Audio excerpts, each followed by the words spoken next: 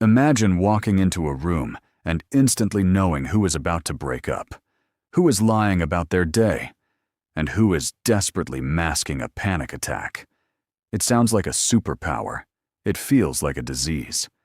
Most people think observation is a skill you can just turn off when you're tired.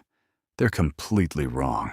If you've ever found yourself completely exhausted after a simple dinner with friends, not because you're antisocial, but because your mind flatly refused to stop tracking the environment, you aren't imagining things.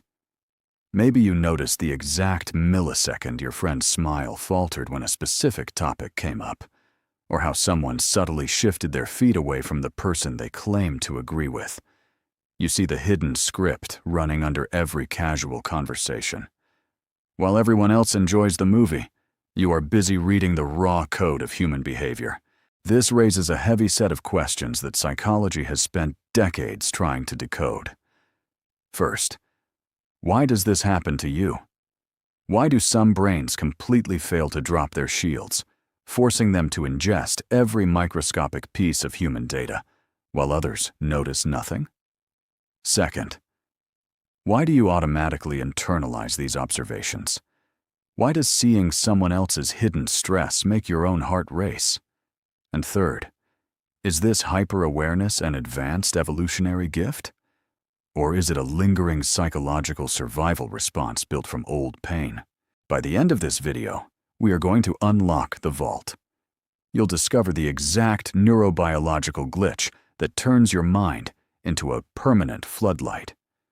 We'll see why your brain treats social hints like life or death data, and most importantly, you will get the single, counterintuitive mental tool needed to step out of the crossfire, without losing the clarity that makes you who you are.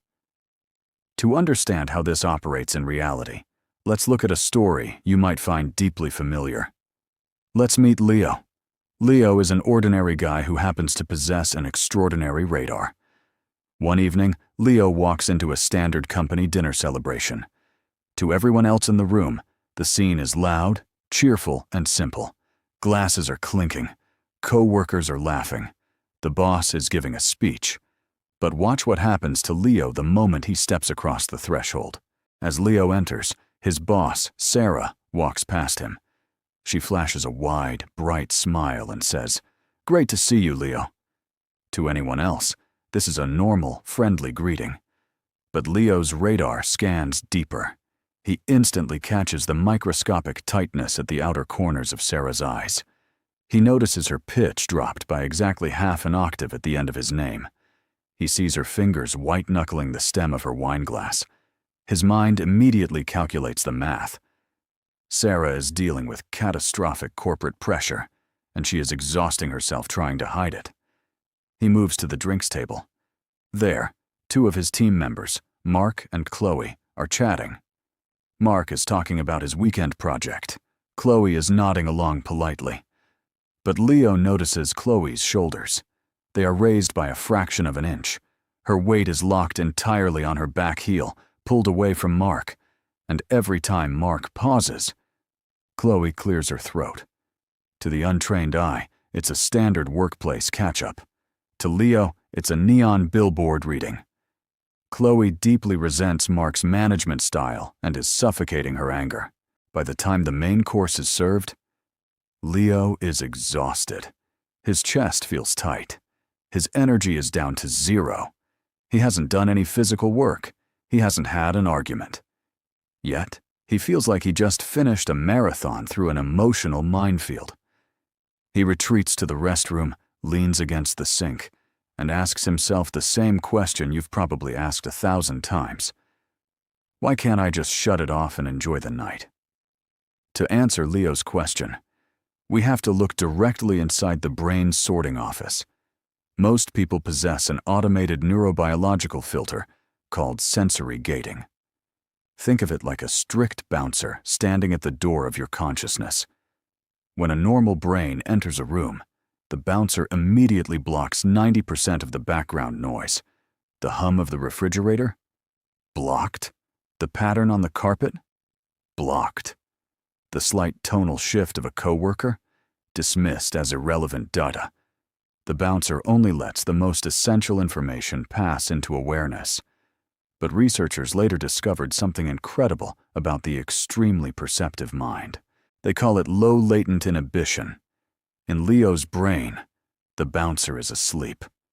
Or maybe he was never hired at all.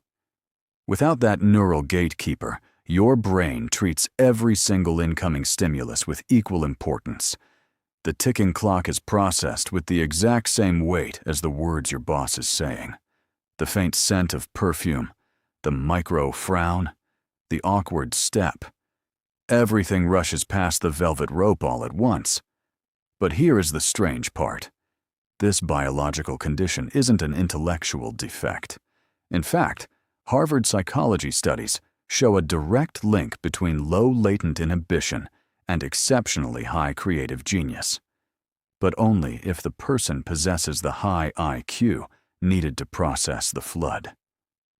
If they don't, the mind gets completely buried alive under the sheer volume of reality.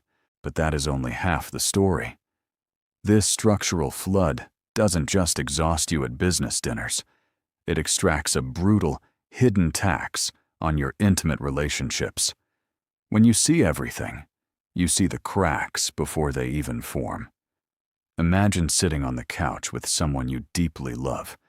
They look up from their phone. They let out a breath. It's a tiny, microscopic sigh. To anyone else, it means absolutely nothing. They just exhaled. But to your hyper-perceptive mind, that sigh contains a shifting climate. You instantly detect the subtle drop in their posture, the minute stiffness in their jaw, the almost imperceptible distance that just opened up between you across the cushions. This triggers a terrifying cognitive loop. You ask, "Is something wrong?" They look up, genuinely surprised, and say, "No, I'm totally fine." And here is the catch. They aren't lying to you. In that exact second, they are fine. They haven't even processed their own hidden frustration or sadness yet. But your radar has already traveled into their subconscious, tracked down the seed of a future argument, and brought it back to your conscious mind. You start grieving an ending that hasn't even begun. Let's look at the raw physics of this cognitive weight. If a standard mind operates like a precise spotlight, focusing entirely on one track at a time, your mind operates like a stadium floodlight. Imagine the sheer wattage required to keep a stadium light running 24 hours a day. It burns through mental fuel at an alarming rate. While the average person walks through life processing 5 data streams simultaneously, you are processing 50. If you have spent your life navigating this high-voltage reality, you have undoubtedly been met with the same dismissive phrases over and over again. You're just being way too sensitive. Stop reading into things. You are completely overthinking this. You may have deeply blamed yourself for this capacity. You may have tried to force your mind to go numb, to stop caring, to just see what everyone else sees. But here is the absolute psychological truth you need to anchor yourself to today. You are not imagining it. You are not crazy, and you are not wrong. But here is the twist, the revelation that changes everything we've just discussed. This incredible radar, this biological bouncer that went missing, it is rarely an evolutionary accident. In the vast majority of cases, hyperperception is actually hypervigilance. It is a beautifully sophisticated shield, constructed by a younger version of you, who lived in an environment where predicting an adult's unpredictable mood was the only way to stay safe. You learned to read micro-expressions because you had to. You mastered the raw code of human behavior because once upon a time, a single shift in tonal pitch meant danger. Your superpower isn't a design flaw. It's an old scar that rewired your personality. So how do you live with this? How do you keep the stadium light from burning out the bulb?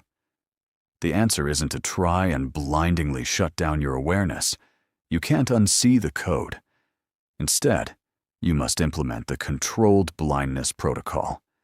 This means you consciously decouple observation from obligation. when you notice your partner's microscopic sigh or your boss's tense eye twitch. You look at that data stream and tell yourself, I see it, but I don't own it. You allow people the sacred psychological right to have bad moods, hidden stresses, and silent resentments without making it your job to repair them. You keep your radar on, but you cut the wire that triggers the emergency alarm. The world will never stop broadcasting its unsaid truths to you. The rooms you walk into will always be loud with silent signals, but you no longer have to be a casualty of what you see. Your ability to read the matrix of human emotion isn't a curse designed to exhaust you. It is a profound capacity meant to help you navigate reality with unparalleled empathy. Protect your bulb, cherish your light, because the next time you step into a crowded room and feel the heavy data flood rushing into your mind, remember that noticing everything doesn't mean you have to carry it.